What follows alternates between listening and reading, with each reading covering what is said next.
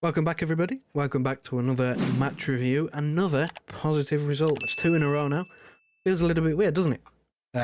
Considering we went on that very weird run. But anyway, regardless, we have won a game, even though it didn't mean anything at all. But there are a few different topics to discuss. As I'm sure you're aware if you watched the game. If you didn't, I don't blame you.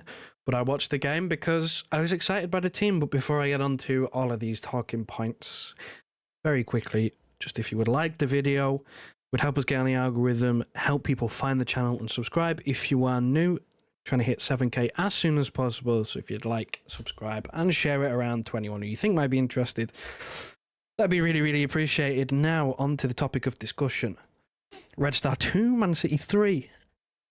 Probably about what we expected. I said 2-1 in the preview. I think I was maybe slightly swayed to go for a draw. I never thought we were in threat of losing the game. I didn't think that was going to happen.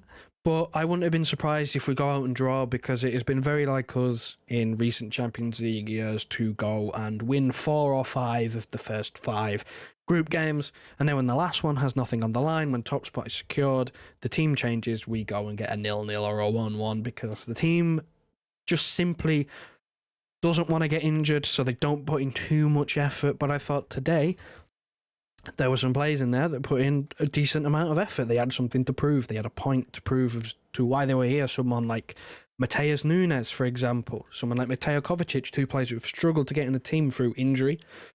They almost had a point to prove today. And then you look at the young players. Micah Hamilton scores a goal, wins a penalty. Oscar Bob scores a goal. Rico Lewis starts. John Stones was the captain as well, by the way, which is wild. I didn't think he would play, and I was slightly worried when I did see him on the team sheet, thinking it would be just so like John Stones to pick up an injury in a meaningless game, but thankfully it looks like he's avoided that. Even got taken off with about 10-20 minutes left to spare just to save him. But yeah, I think the perfect place to start is just the young players. I mean, it's incredible, really, isn't it, that we've gutted our very successful youth teams over the last couple of years. Cole Palmer's got to Chelsea, Liam Delap's out on loan, McAtee's out on loan. You look at all these players and, we've still got gems. We've still got, Phil Foden, Rico Lewis. They are cemented first-team players. They're always in and around the squad. I mean, Rico Lewis is sort of in that early Phil Foden development role of where he's trusted every now and then. He has his role, he knows his role, he's happy to sit there and wait for his opportunity and take his opportunity. He's played in various different positions like Foden was when he brought through to the team. He played as a left back a couple of times, but sometimes he's in midfield, he was played a bit further forward sometimes. Rico Lewis is a bit like that, where he's been played at fullback, he's been played in midfield. Even in the second half against Villa, he ended up on the wing. So he's in that sort of stage, and then you look at someone like Oscar Bob coming through, trying to make his claim. I mean, it's a very useful squad addition from what I've seen. I mean, the finish today was brilliant. The finish was absolutely sublime. Bottom corner, maybe he didn't catch it as sweet as what he wanted, but he got the precision, and that's all that mattered. He beat the goalkeeper, he scored. Great little finish. And then Micah Hamilton as well. What a goal. What a goal. What a finish. Near post. Smashes it. Absolutely roofs it into there. And the bit that gets me is that's not even his position. I thought he had a great end today. Maybe it's standards, maybe it's because I've never watched him. I've never even watched him for the under-23s, or I've never watched him. I'm not going to pretend like I really knew who he was. I knew enough. I'd heard the name, and I knew he was a midfielder. But he played on the wing today. He played on both wings. First half he was on the right, second half when Foden came on, Foden was sort of false 9 in the middle. Oscar Bob went out to the right, that's when he scored. Micah Hamilton went out to the left. He's a midfielder. That's not his position. He even said it. It's not his position. He just tried to do his best, tried to make an impression, and he did. Made a very positive impression. Now, will we see him again this season? Probably not. Probably not, but that's fine. That's to be expected. You're looking at maybe Huddersfield in the Cup would be his next opportunity, because you look at the Club World Cup, he's not going to play there. You look at all these league games coming up, he's not going to play in the league games. Obviously doubt he'd even be on the bench for those. Maybe Huddersfield, because he impressed today. So I would like to see maybe him get on the bench against Huddersfield in January in the Cup. And then, of course, if we are it's thinking too far ahead in the future, but if we are comfortable in that game, he comes on and we get to see him again because, why not? Why not? I don't see a reason why he shouldn't. I mean, he's been training. Pep said he's been training with the first team and he's liked what he's seen. He's clearly versatile because he's, happy to play in a position that's a bit unfamiliar to him. Why not? I don't really see why not. Again, do I think he will be? No. But I'm not too disappointed. I think if he knuckles down, keeps working hard, playing with the under-23s, who knows? Who knows? And then Oscar Bob as well, just to touch on him quickly, because he's the other young player in there, obviously. Again, like I said, great goal. It's great to see these young players combining. You look at having Foden, Rico Lewis, Oscar Bob, and Micah Hamilton on the pitch at the same time. It's great.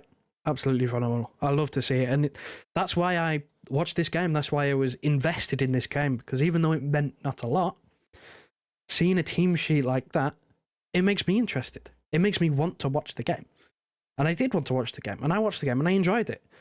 We won, which is something that, okay, yes, I expected us to win. But, there was some positive things. Of course, we conceded 2 goals and that's never great, but I don't look too much into that. I don't look too much into that because the team was very different. There were players in there who knew that they just wanted to make it out there without an injury. So I understood the 2 goals. In the end, the grand scheme of things, it doesn't matter. We move on to Saturday, Crystal Palace. I'm looking forward to that game. The last game before the Club World Cup.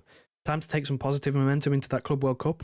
And then when you look at the positive momentum, if we go on and win that Club World Cup, that's even more momentum. We've got another piece of silverware for the season to add to the Super Cup. Which then you start to believe that will snowball into even more momentum.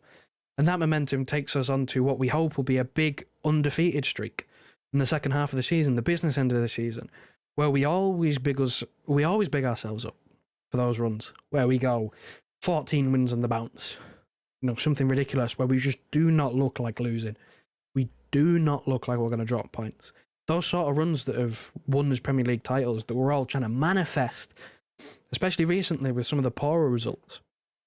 You're thinking, beat Crystal Palace, go into the Club World Cup, high energy, high confidence. Win that Club World Cup, you get even more confidence. Like I said, another trophy. Gold badge in the middle. Something that we've never done before. Confidence will be high. And then you imagine that we'd start rolling from there. And then, again, like you said, Champions League knockout starts.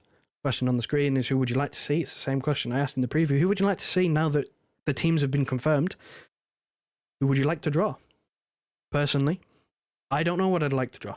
I really don't. I'm up for any of those teams. I really do think that none of them should cause us issues. Of course, they can do. But I think at our best, we beat all of them. PSG don't look the same beast as they were. Inter maybe cause us problems because of their style of play. Napoli will give it a go. Would you rather... I mean, here's the big question. Would you rather have one of the big boys, one of the big hitters, PSG, playing against Mbappe in the first round, in the round of 16, and jump straight back into it in February with the tough teams, the tough ties, the big occasions that we all live for? Or would you want someone who, with all due respect, isn't a PSG, doesn't have that superstar power?